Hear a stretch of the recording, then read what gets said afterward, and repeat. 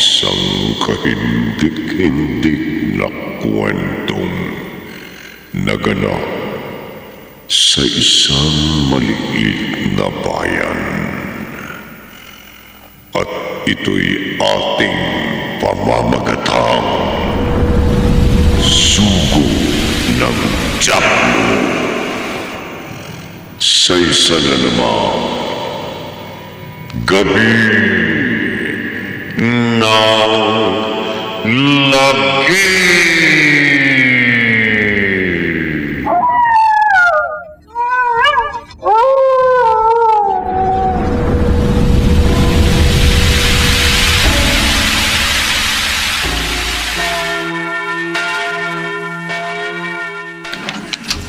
Napakalaking tulong para sa pagpapaayos ng ating simbahan ang ibinigay niyong donasyon, Ricardo.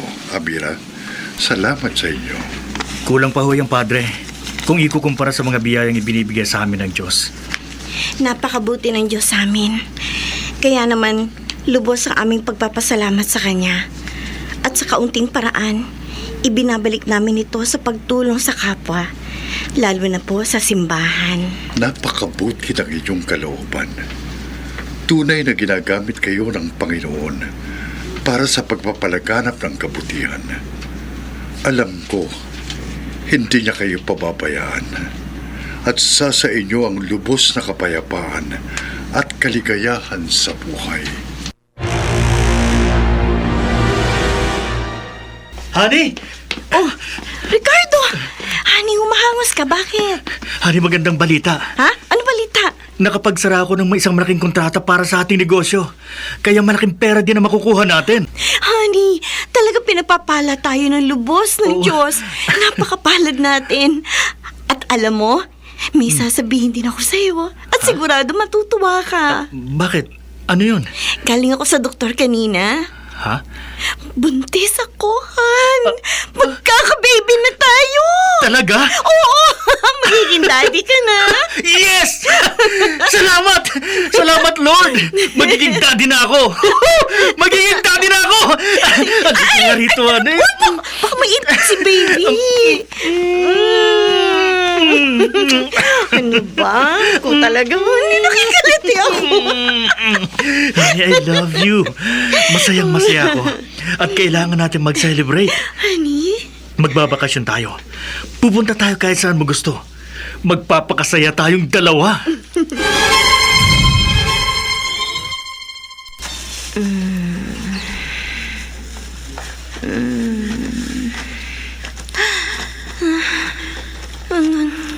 Ano lugar to? Bakit ang dilim? Halos wala akong makita. Nasaan ako? Ano to na? Bakit? Parang ang lagkit. Tingnan ko nga. Diyos ko! Dugo! Dugo! Dugo ang naapakan ko! Anong ibig sabihin nito? Ano yun? Isang malaking aso at nagliliyab ang kanyang mga mata at ang kanyang mga pangil kumikislap at may mga dugo! Diyos ko! Hindi! Papalapit siya sa akin! Sinusugot niya ako! Hindi! Honey? Wake up! Honey! Ricardo, Nananaginip ka. napakasamang panaginip. Bakit? Ano bang napanaginipan mo? Honey, sabihin mo sa akin. Anong napanaginipan mo? Salamat ho sa prayer ninyo, Padre. At least, medyo natahimik na ho ang kalooban ko sa masamang panaginip ko ngayon. Ipanatag mong kalooban mo, Iha, at magtiwala ka sa Kanya. Paano ho, Padre? Tutuloy na ho kami. Maghahanda na kami para sa aming pagbabakasyon. Sige. Patnubayan nawa kayo ng Panginoon. Sige ho. Tuloy na ho kami, Padre. Salamat ho. Walang anuman.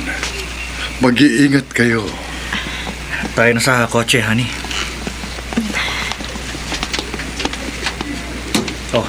Sakay na.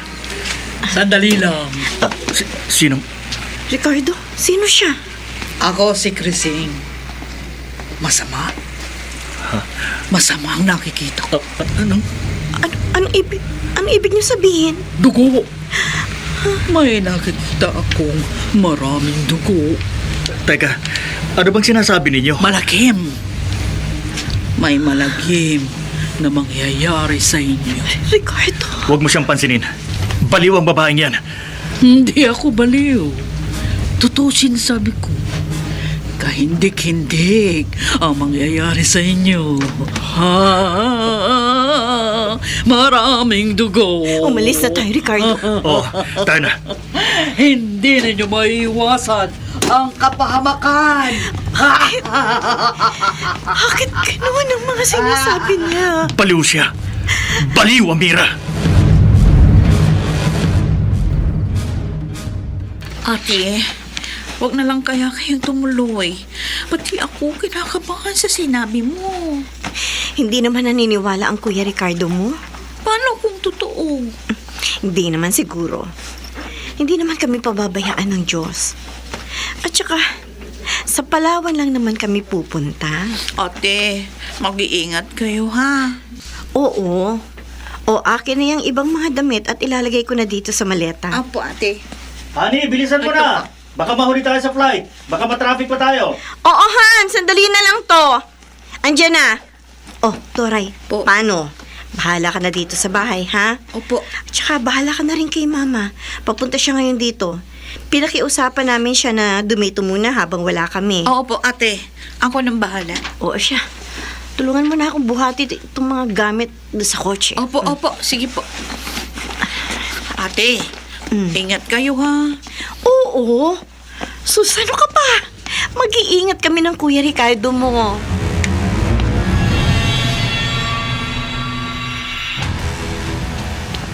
Doray, ano ka ba? Eh, Kanina ka pa pabalik-balik ng lakad dyan sa harap ko. Bakit ba hindi ka mapakali? Nahihilo na ako sa iyo ah. ako, ewan ko. Basta ang lakas ng kabog ng dibdib ko. Talagang kinakabahan ako. Eh pati nga ako, kinakabahan na eh. Ayoko mag-alala para sa anak ko. Pero sa nakikita ko sa iyo, iba na nararamdaman ko. Mama Delia, pasensya na ho. Nag-aalala kasi ako. Pwede ba pumanatag ka? Walang mangyayari. Huwag kang mag-isip ng masama. Ay, Oh, ano yun? Mama Delia, tingnan niyo oh. Yung picture frame nung kasal ni ng ate at kuya na nakasabit sa dingding, nalaglag sa sahig. Sabi, kunin mo. Oo. Ah! Mama Delia! Oh, Doray, bakit? Bigla kang naputla. Tingnan niyo to! Yung picture frame! May dugo! Ano?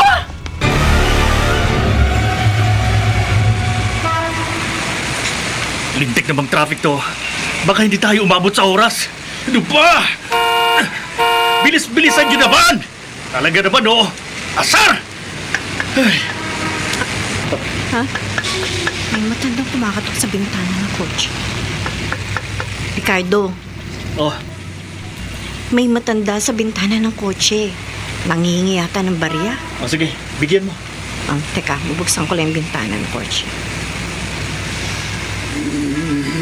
Palimos po. Heto po, pagpasensyahan nyo na lang po itong... Diyos ko! Oh, Amira, bakit? Ricardo, ang matanda.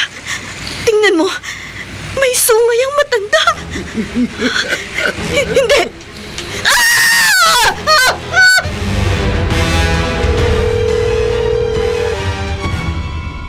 Doray? O ano?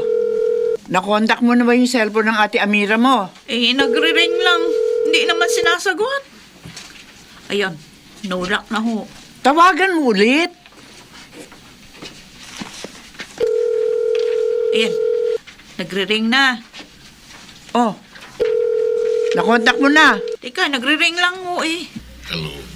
Ay, hello! Kuya Ricardo!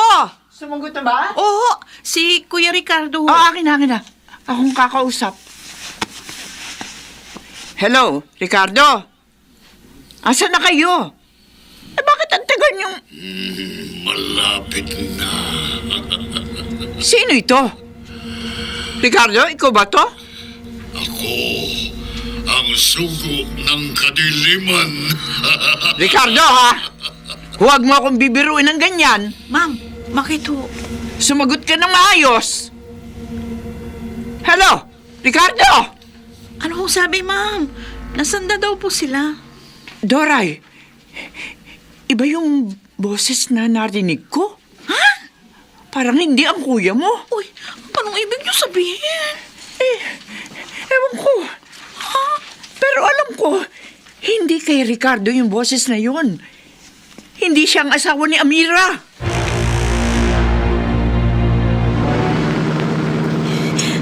Totoo yung sinasabi ko, Ricardo. May sungay ang matanda. Amira, malilate na tayo sa flight, okay? Tigilan na natin to. Talagang hindi ka naniniwala? Mamaya na natin pag-usapan yan. Kailangan na natin magmadali.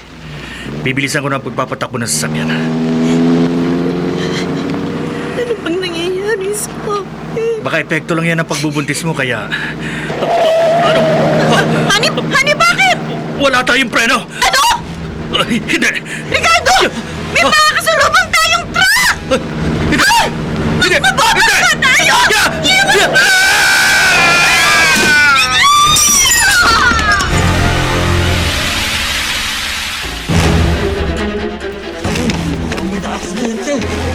Tulungan natin. Tayo lang ang pinasa. Bisan niyo.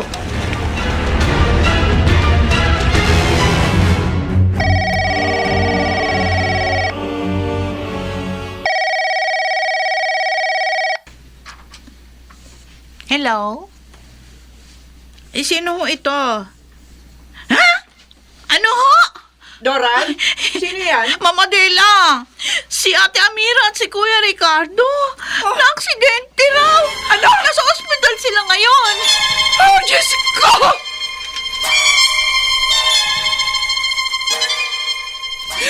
Doktor. Ginawa na ho namin ang lahat, Mrs. Pero hindi na namin nagawang iligtas ang buhay ni Amira at ang kanyang dinadala dahil sa tindi ng pinsalang tinamo ng kanyang katawan. Bakit kailangan mangyari ito sa kanila? Adela, Padre Ignacio. nabalitaan ko nangyari. Doktor, kumusta na ang mag-asawa? Ligtas na ho si Ricardo pero si Amira, hindi na namin siya nailigtas. Oh, Diyos ko. Napakasakit ang nangyari ito. Amira! Anak ko!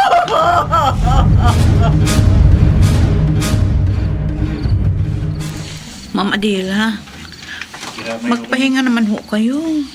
Kagabi pa kayo walang kain. Hindi pa rin kayo natutulog.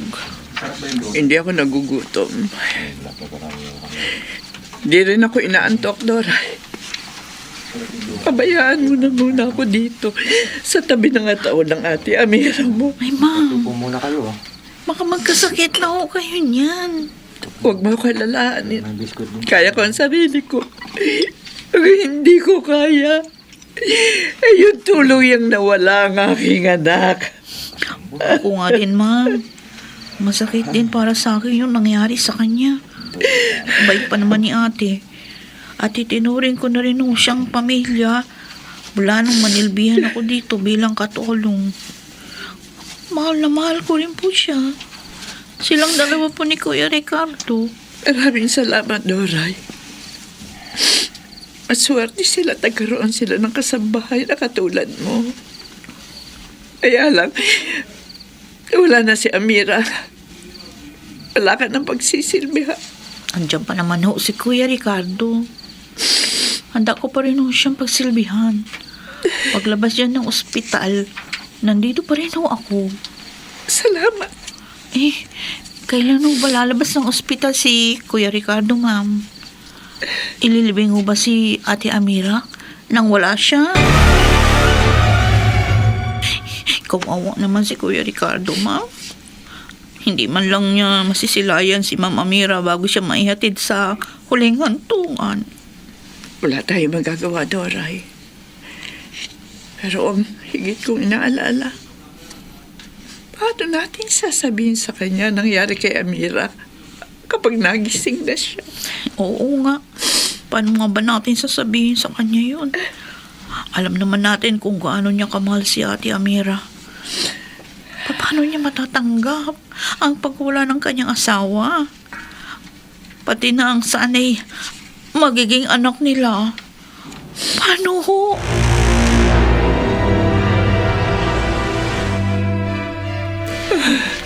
Adela, sumakay ka na lang sa sasakyan. Malayo pang sementeryo. Baka hindi mo kayaning maglakad hanggang doon. Hindi, Padre Ignacio. Naglalakad lang ako. Dito lang ako sa likod ng karo ni Amira. Hanggang sa makarating sa sementeryo. Ikaw ang bakala. Sa sasakyan na lamang kami ng sakristan ko. Kasunod ng karo ni Amira. Sige po. Salamat po, Padre. Sige. Tamyong tayo. Anak ko. Sinabi ko na kasi sa kanila, pero hindi sila nakinig. Sino ka? Binalaan ko sila. Hindi naman nila ako pinansin. Kung sino ka man, huwag mong guluhin ang libing ng anak ko. Umalis ka na! Sige, pero hindi pa itong katapusan. Mas higit na malagim ang mangyayari. Ilang araw matapos siyang ilibing. Umalis ka na! Baliw! Baliw ang babae yun!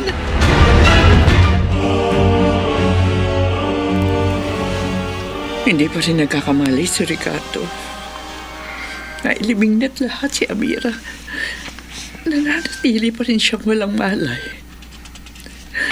Hanggang kailan ba siya mananatili sa ganitong kalagayan? Ma'am, ang mahalaga ho, buhay siya. Doray! Doray! Kuya Ricardo mo! Oo nga, nagkakamalay na ho. Minumulatan niya ang kanyang mga mata. Ricardo! Ricardo! Salamat ay kumalay ka na! Nasaan ako? Narito ka sa ospital. Na-aksidente kayo. Huwag ka na muna magsasalita. Baka makasama sa'yo. Mama, Adela, si Amira, ang asawa ko, nasaan siya? Nasaan siya, Mama? Nasaan ang asawa ko?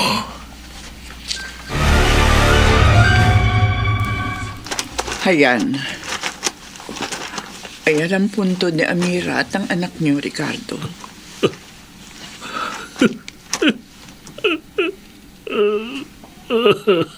Pasensya ka na. Kung hindi agad namin sinabi sa'yo ang totoo. Mahina ka pa kasi, kaya minabuti naming ilihim mo na sa'yo ang totoo nangyari kay Amira. Dahil natakot kami na baka makasama sa'yo. Kaya sinabi lang namin sa'yo na nagpalabas na tayo ng ospital. Bakit nangyari ito? Ano ba kasalanan namin sa Diyos?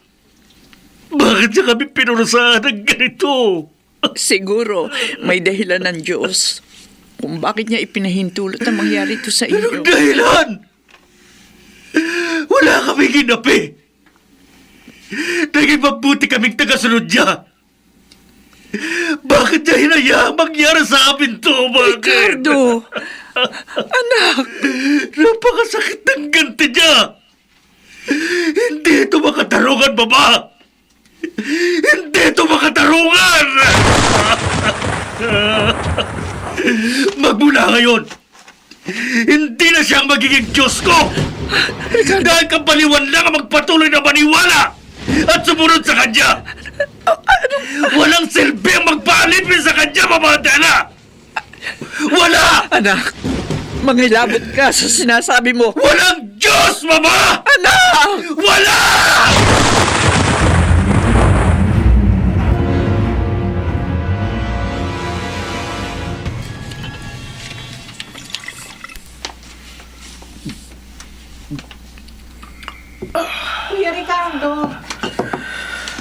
May bisita ko kayo. Sino? Ako, Ricardo. Excuse me po. Doon na po muna ako sa labas. Sige, salamat. Anong ginagawa niyo rito, Father Ignacio? Alam ko kung gaano kasakit ang nararamdaman mo ngayon, Ricardo. Kaya naparito ko para damayan ka at... Sige. Umupo kayo, Padre. Uminom tayo. Magpakalasing tayo. Hindi yan ang ibig kong sabihin. Kung ganon, anong ibig yung sabihin, Father? Anong sadya ninyo? Hindi ka na nagsisimba. Bakit ko naman gagawin yun? Wala nang dahilan. Ricardo, mas dapat kang lumapit sa Diyos. Mahal ka niya at Huwag yun ang banggitin pa ang pangalan niya, Father. Dahil pinabayaan niya ako. Pinabayaan niyang mamatay si Amira. Pati na ang magiging anak namin. Kung mahal niya ako, hindi niya pa ihintulutan na magyari sa amin to. Ricardo, Umalis na kayo, Padre. At huwag niyo nang asahan pa.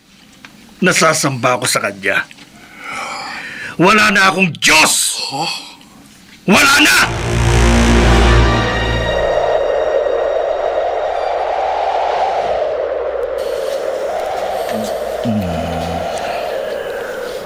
Ricardo, gumising ka.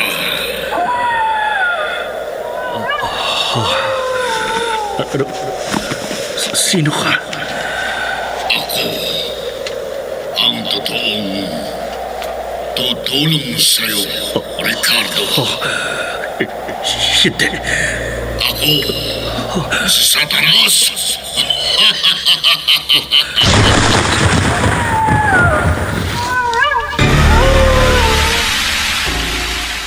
Satanas? Nakahanda akong ibigay sa iyong lahat ng gusto mo.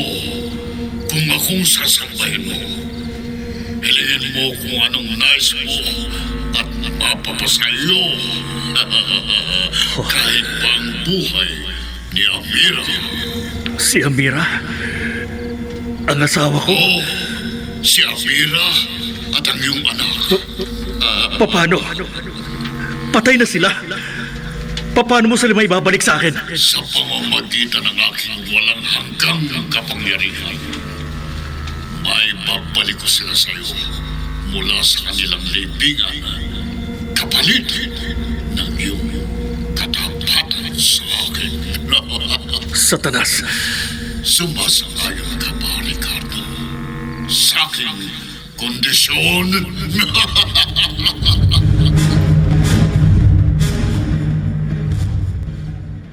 Salamat naman po, Mama Dela. Dahil hanggang ngayon, nandito pa rin kayo sa bahay ni na Ate Amira. Hindi niyo po kami iniwan ni Kuya Ricardo. Alam mo, Doray, pakiramdam ko, naririto pa ang presensya ni Amira. Kaya mas gusto ko bang manatili dito kahit ilang araw pa. Salamat naman ho. Doray, Anay, ano nangyayari? lumilindol yata. Lumilindol ka? Naku, anong gagawin natin? Doon tayo, Doray. Sa ilalim ng mesa. Dali! Opo. Dali! Doon na ho tayo.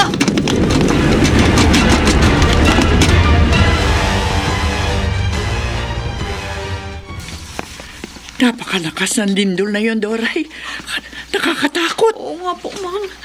Butit hindi nagbagsakan ng kisame. Dahil kapag nagkataon, naku, baka na-discussion na tayo. Oo nga. Kinabahan talaga ako. Ang Kuya Ricardo mo, Kanina po nung lumilindol, nakita ko siya sa may sala. Pero pagkatapos, bumalik na sa kanyang kwarto. ganun ba? Opo. Ay, may kumakatok. Tingnan mo kung sino. Opo.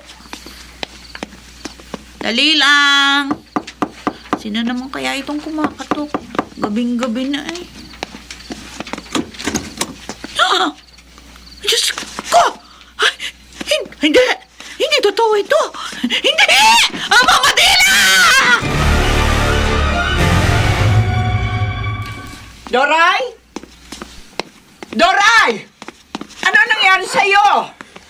Mama Adela, bakit? Anong nangyari sa kanya? Nawalan siya ng malay tao. Matapos siyang buksan ng pinto. Parang takot na takot siya. Nagsisisigaw. Bakit? Sino bang kumatok sa pinto? Hindi ko alam.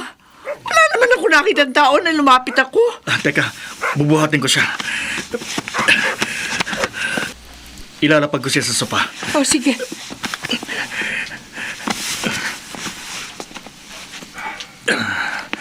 Mama?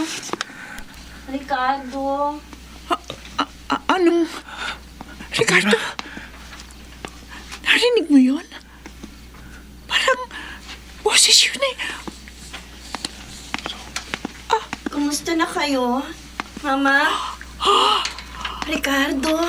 Amira! Amira! Mahal ko? Totoo nga! Ricardo! Ano yun? Ano yun sinasabi mo? Hindi nagsinungaling si Satanas. Tinupad niya ang kahilingan ko. Binuhay niya si Amira at ang anak namin. Anong kalokohan nito? Ako ba? Buhay na si Amira! Buhay na!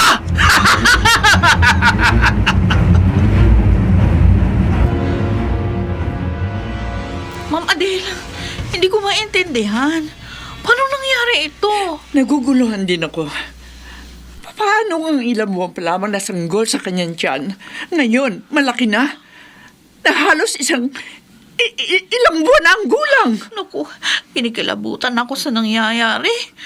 Ano kung gagawin natin? Si Padre Ignacio. Baka mayroon siyang maitulong. Puntahan natin siya, Doray. Hindi ko alam kung anong koneksyon ito sa naganap na paglindol kagabi. Padre, Galing ditong sepulturero sa sementeryo at sinabi niya sira ng puntod ni Amira at nasa labas na ang kanyang ataol at walang laman. Diyos ko. Kung gano'n, Padre, si Amira, posible kayang binuhay nga siya ng Diablo? Katulad ng sinasabi ni Ricardo? Walang ibang gagawa ng ganoon kundi ang kampo ng kadiliman, Adela. Samahan mo ako. Padre, Gusto kong makita si Amira, pati na ang anak nila. Maligayang maligaya ako, Hani, sa pagbabalik mo. Hindi ako nagkamali sa aking desisyon. Kaya magmula ngayon, si Satanas, siya na ang ating paglilingkuran. Dahil siya ang totoong nagmamalasakit sa atin. Siya ang tunay na nagpapahalaga sa atin. At hindi ang dati nating sinasamba. Oo, Ricardo. Dapat tayong maglingkod sa kanya habang panahon. Kasama ang ating anak. Ang anak natin, ang laki na niya. Kaloob siya sa atin ni Satanas. Kaya lalaki siya na isang tunay na lingkod ni Satanas. Gagabayan natin siya at hindi pababayaang maligaw ng Diyos na sasambahin. Tama. Tama, Ricardo. Isang kahibangan ang sambahin ang kampo ng kadiliman, Ricardo. Father Ignacio, kayo na naman. Ano ginagawa niyo rito? Huwag kang palinlang sa demonyo. Dahil kapahamakan lang ang idudulot sa sayo. Nagpapatawa ba kayo, Father? Ang Diyos mo ang mapanlinlang. Dahil matapos namin siyang pagsilbihan, sumunod sa kanya pagkautos. Anong iginanti niya sa amin? Ha? Father? Kinuha niya sa akin si Amira, kasama mapatay ng aming anak. At ngayon, ibinalik sila sa akin ni Satanas. Ngayon sabihin sa akin, sino ang mapanlinlang? Ha? Hindi ba ang Diyos mo? Ricardo, kailanman ay hindi ka nilinlang ng totoong Diyos na makapangyarihan sa lahat. Dahil tapat siya sa kanyang mga anak. Sa atin, ang lahat ng nangyayari sa ating buhay ay may dahilan. At iyon ay para sa ikabubuti nating lahat. Tama na. Tama na, Father Ignacio. Umalis na kayo. Wala akong panahong makipag-usap sa inyo. Pabayaan nyo na ako. Huwag nyo akong pakialaman kung sino ang gusto kong sambahin. Dahil alam ko kung sino siya. Si Satanas. Ricardo, Siya lang, Father. Si Satanas!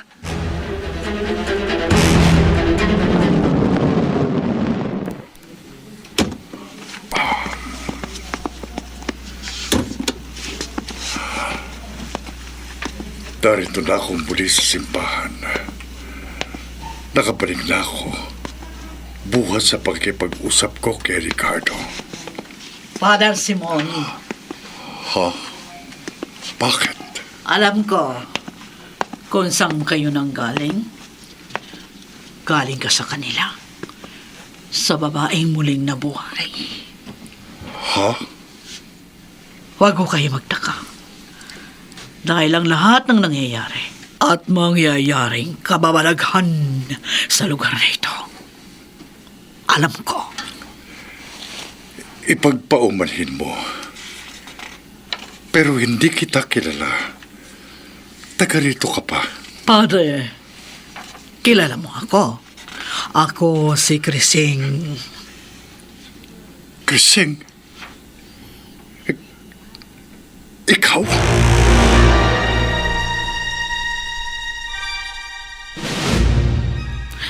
Malalim ng gabi. Pero hindi ako makatulog. Naiisip ko yung mga nangyayari dito sa bahay. Kinikilabutan pa rin ako hanggang ngayon. Pakiramdam ko tuloy. Parang ayaw kong lumabas dito sa kwarto. Natatakot ako kay Ate Amira. Ay, may kumakatok.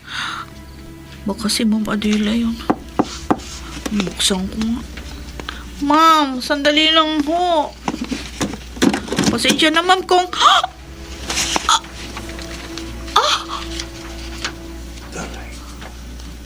Doray, nagugutom kami ng anak ko. Ho? Gusto namin kumain. Ay, ganun po. Sandali lang po, ha? Paghahanda ako kayo. Hindi na. Hindi na kailangan. Dahil may pagkain na kami.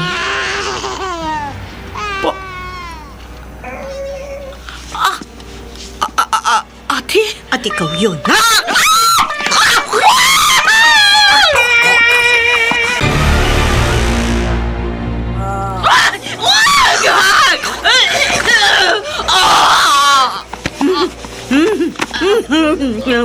Sige, sige anak.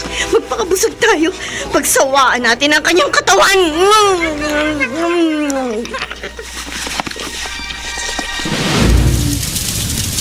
Doray. Doray. Mama, Doray. Mama Adela.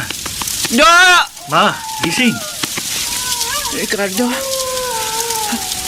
Nananaginip po kayo. Narinig ko ang pag-uungol nyo nang mapadaan ako dito malapit sa kwarto nyo. sa bang panaginip? Bakit ho? Anong napanaginipan nyo? Si Doray. Nakita ko.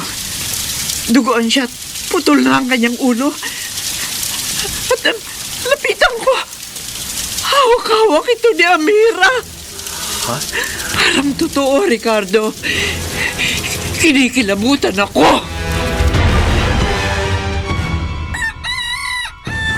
Aba, wala rito sa kusina si Doray, ah.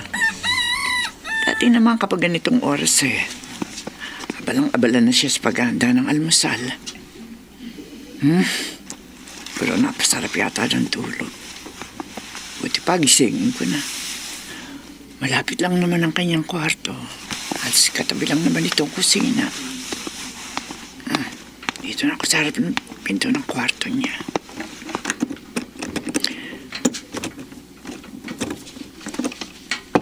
Doray?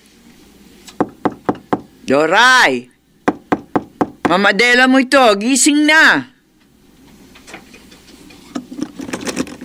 Doray! Mukhang tulog na tulog pa rin, ah. Doray! Hindi naman pala nakalakang pinto. Pasok na lang ako. Doray? Hoy! Gising na, tanghali na! Oh! Oh, Diyos ko po! Doray! Sino may kagagawa nito?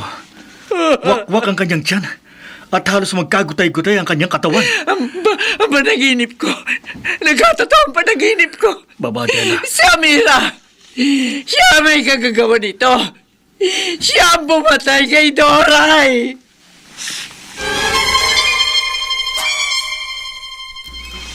Ako? Ako ang pinagbibintangan niyang pumatay kay Doray, Ricardo? Kaya tinatanong kita, Sa tingin mo, magagawa ko yun? sagutin mo ang tanong ko.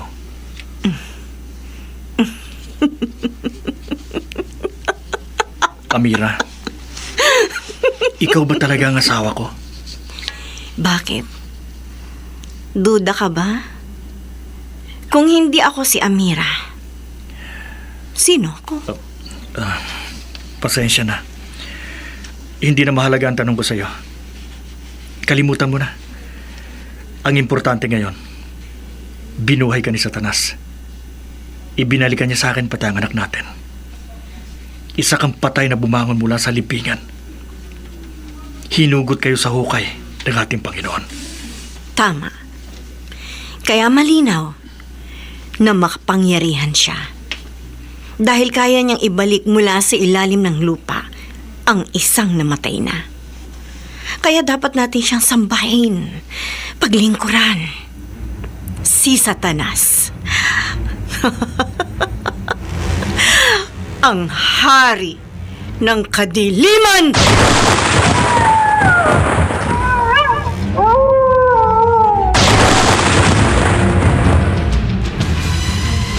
Hindi ko na alam kung anong dapat na gawin.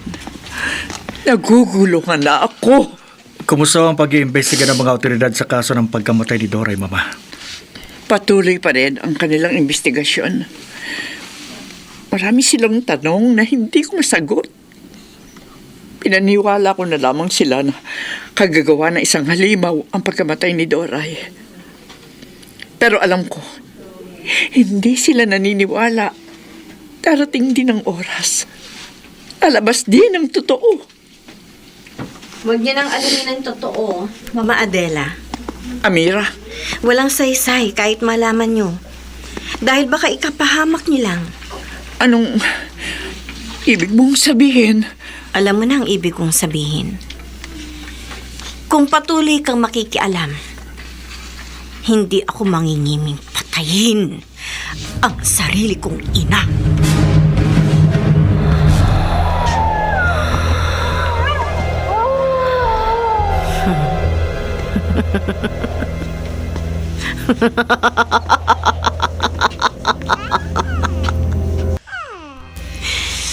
Nagugutom ka na ba, anak ko?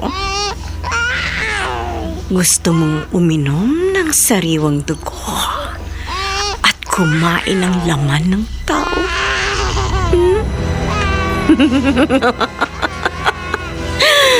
Sige, magpapakabusog tayo. Magpapakasawa tayo sa dugo at laman ng tao. Sila ang mga buhay na kaloob sa atin ng Panginoong Satanas. Sila.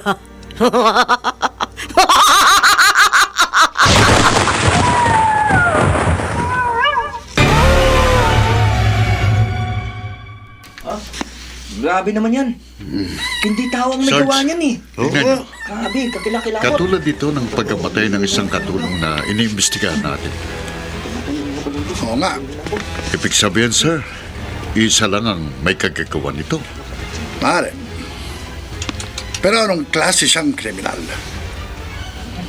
Bakit nawawala ang mga lamang loob ng biktima? At pinaggutay-gutay ang katawan Sarge, nito? kung hindi lang ako pulis, baka sabihin ko maaaring aswang ang may gawa nito. Aswang? Sa panahong ito? Sir, hindi gawain ng isang normal na taong ganito. Pwede, Mendes. Sir? Maraming adik ngayon na maraming siraulo. Mas naniniwala pa akong sila ang may gawa nito. At dapat nating kilalanin kung sino siya.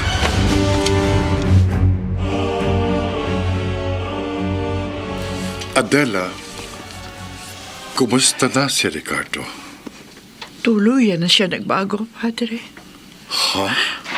Padre Ignacio, natatakot na ako. Alam niyo ba kung anong ginawa nila? Anong ginawa nila, Adela? Pinuno nila ng mga ribulto ng Diablo ang palibot ng kanilang bahay. Ano? Sinasaway ko sila, Padre, pero ayaw nilang makinig.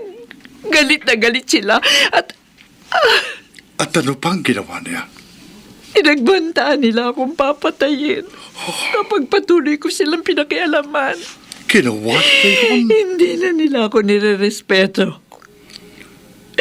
Pinatutunayan lamang nila na totoong mga kampol sila ng Diablo.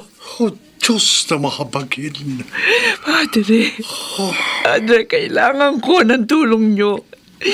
Kailangan matapos na ang mga kahibangang ito. Kailangan magwakas na ang kasamaan lumulukod kay Amira at Ricardo.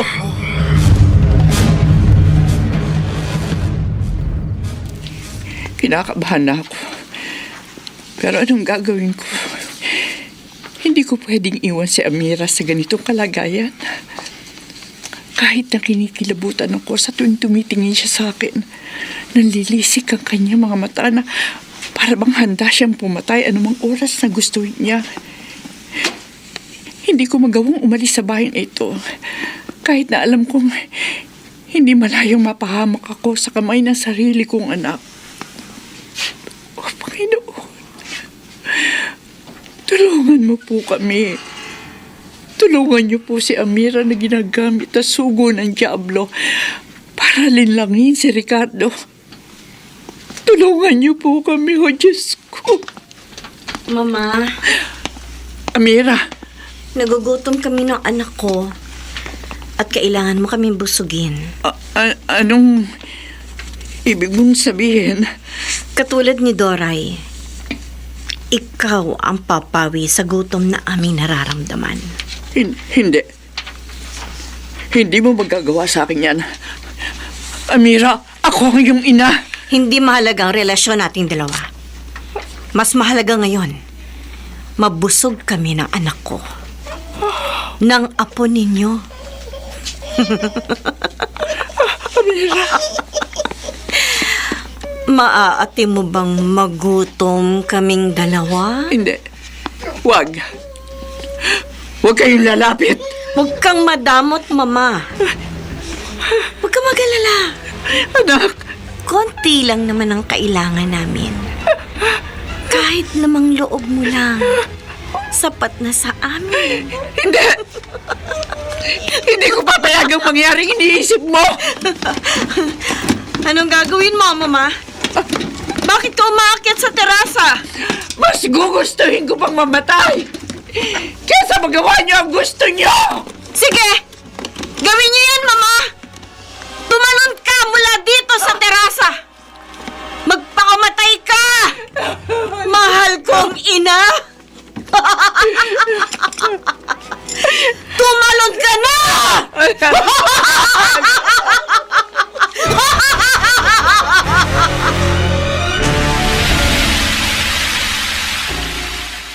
Sige! Tumalon ka na, Mama! Magpakamatay ka na!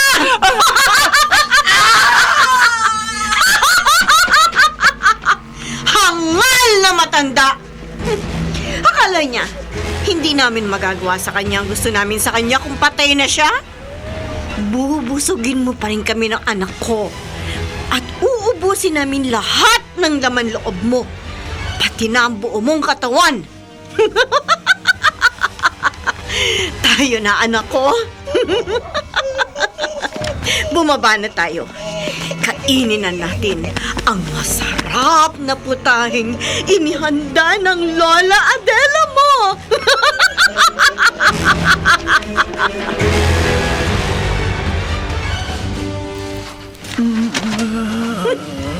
Buhay ka pa pala matanda ka? Demonyo. Mga kampo ng dilim. Tama. Mga kampon kami ng dilim. Si Satanas ang aming Panginoon. Ang bumubuhay sa akin. Wakas din ang kasamaan niyo. Ikaw ang magwawakas, tanda. At kakainin na namin ang apo mo habang humihinga ka ba? Anak, sige, magpakabusog na tayo. At wala tayong ititira sa kanya.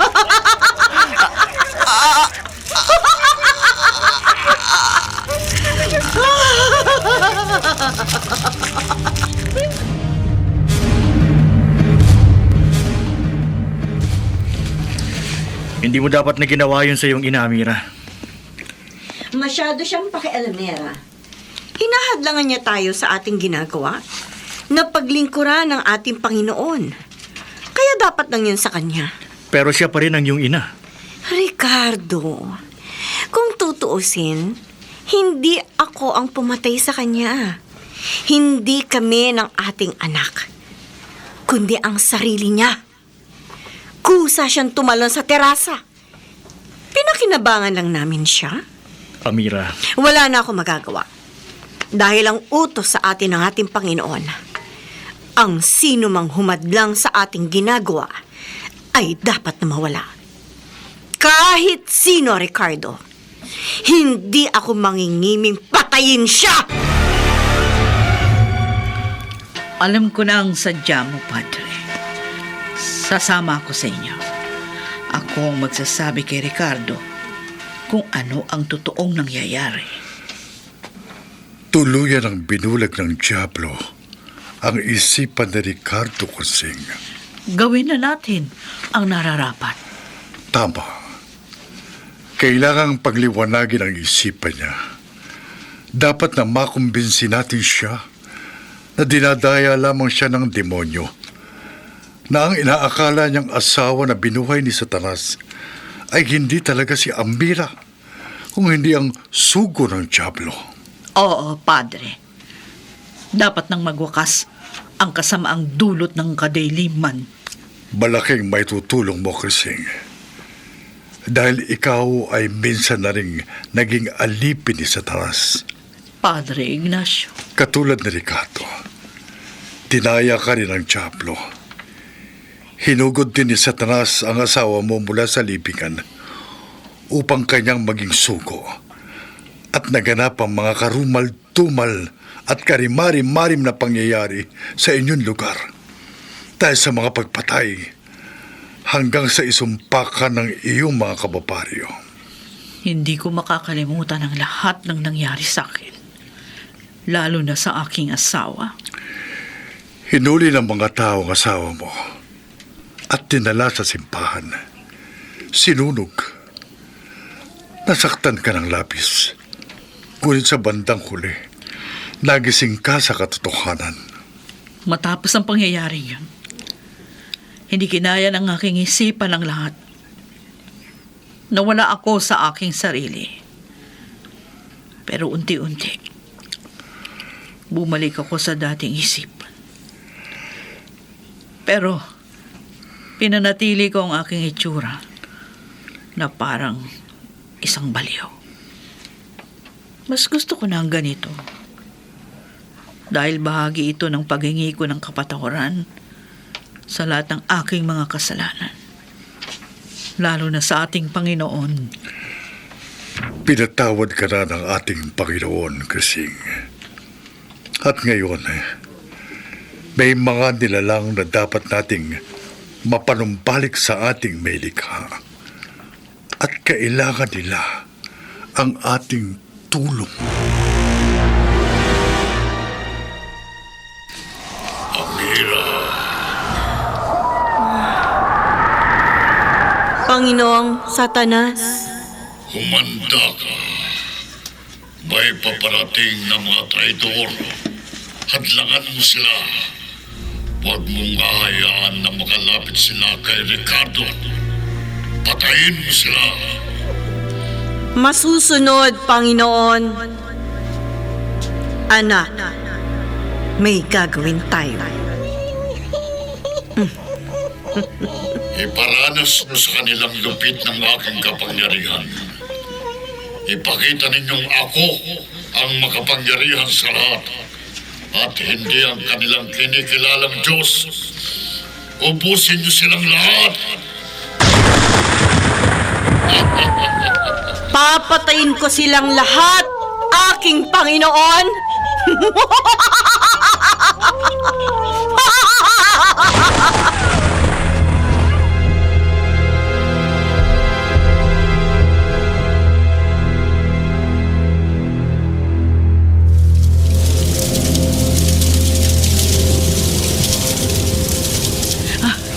Kanina lang, tirik na ang araw. Pero bigla na lang umulan ng malakas na may mga kulog at pagkidlat. Alam na ng demonyo na paparating tayo kasi kaya dapat maging handa tayo. Pagpakatatag tayo. Padre, Oh, bakit kasi? tingnan. May nakaharang sa ating daraanan. Oh, Si Amira. Nagliliyab ang kanyang mga mata. Pati na rin ang sanggol na kanyang daladala. Saan kayo pupunta, mga hangal? kasi tumuloy ka na. Ako nang bahala kay Amira. Pero Padre, Sige na. sige ho. Mag-iingat kayo. Hindi kayo magtatagumpay sa binabalak ninyo. Harapin mo ko. Sugo ng Diablo. At ano ang magagawa mo laban sa akin? Hangal na pare? Mahahadlangan mo ba ang kapangyarihan ng aking Panginoon? Oh! Dahil higit na makapangyarihan ng aking Panginoon, ang tunay na Diyos nating lahat.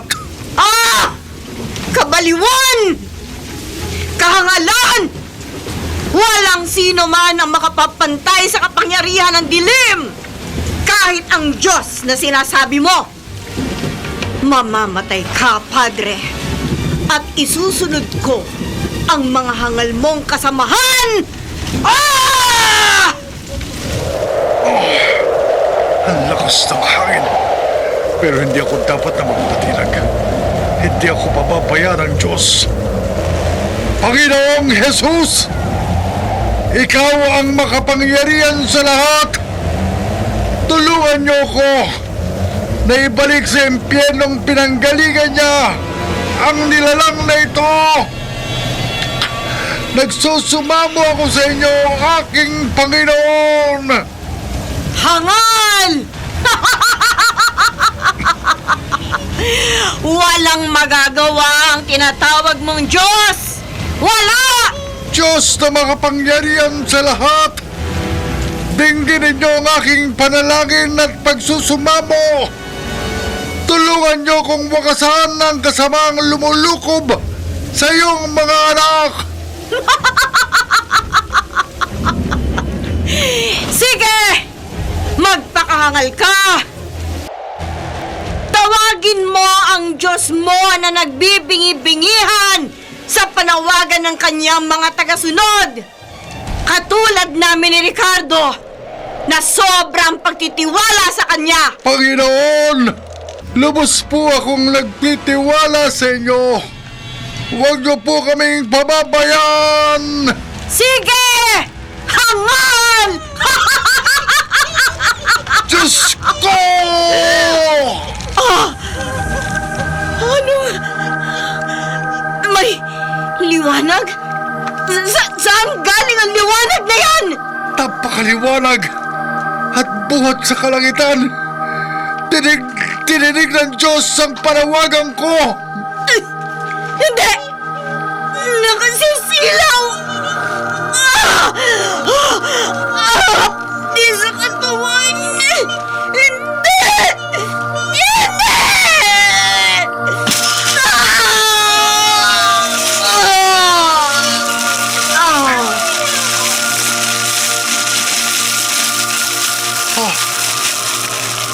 Wala na sila. Nagbukas ng kanilang kasamaan. Diyos ko, salamat po. Maraming salamat po. Diyos na pinakamakapangyarihan sa lahat. Ayun si Ricardo. Nakadapa sa harap ng rebulto ng Diablo. Lalapitan ko. Ricardo! Anong ginagawa mo rito? Umalis ka.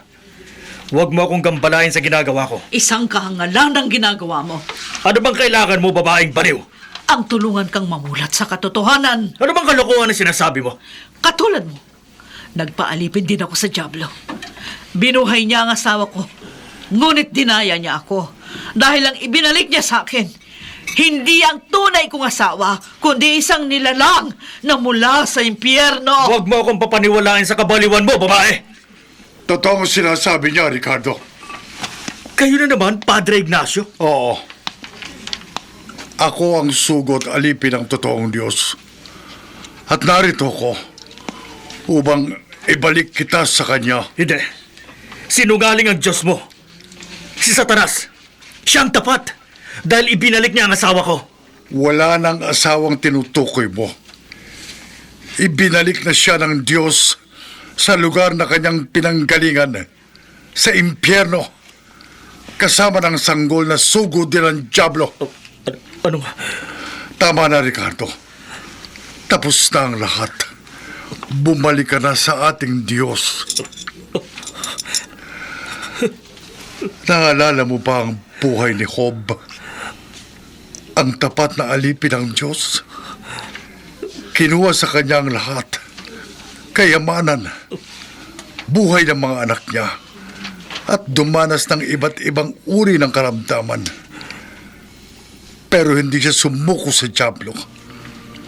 Nanatili siyang tapat sa Diyos at hindi niya inisip kailanman na tumalikod. At pagkatapos, nalugod sa kanya ang Diyos. Lahat ng bagay na nawala sa kanya, ibinalik niya ng higit pa sa nawala sa kanya. Mahal ka ng Diyos. Ang Diablong gumagawa ng mga bagay na ikasisira natin upang tumalikod tayo sa ating Panginoon. Dinadaya niya tayo. Padre. Mahal na mahal ka niya.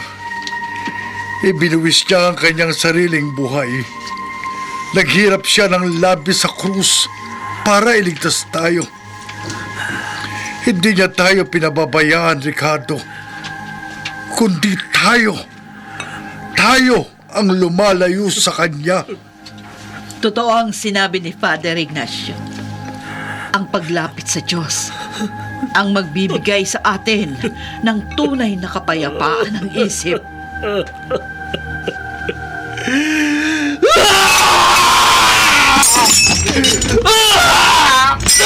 Sige! Mo ang mga kultong itaboy ka sa iyong buhay!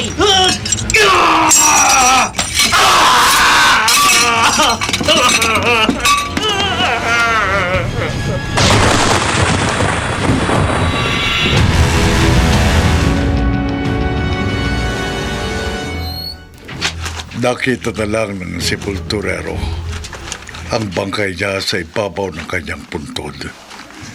Ibig sabihin, malaya na siya sa kamay ng Diablo.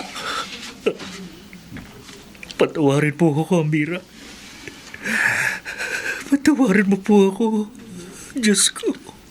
Pinatawad ka na niya, Ricardo. At umaasa siya na higit kang magiging tapat sa kanya. Ipinapangako ko po, Padre.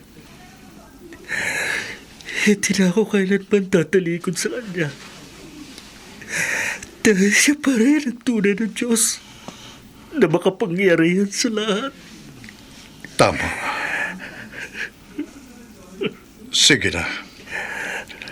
Mang Siano, ibalik niyo na ang bangkay ni Amira sa loob ng nicho. matatahimik na rin ang lahat. Salamat po, Diyos ko. At hindi mo kami pinapayaan na tuluyang matalo ng demonyo. Maraming salamat po.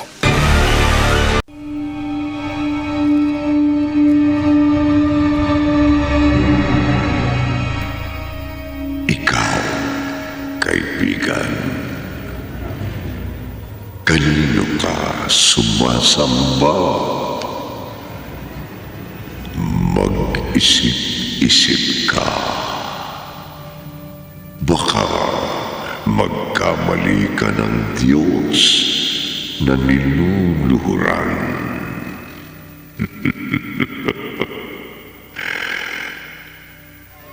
Mga kaibigan, dito natatapos ang ating tampok na kwento sa linggong ito na pinamagatang Sugo ng Diablo. Sa isa na namang gabi ng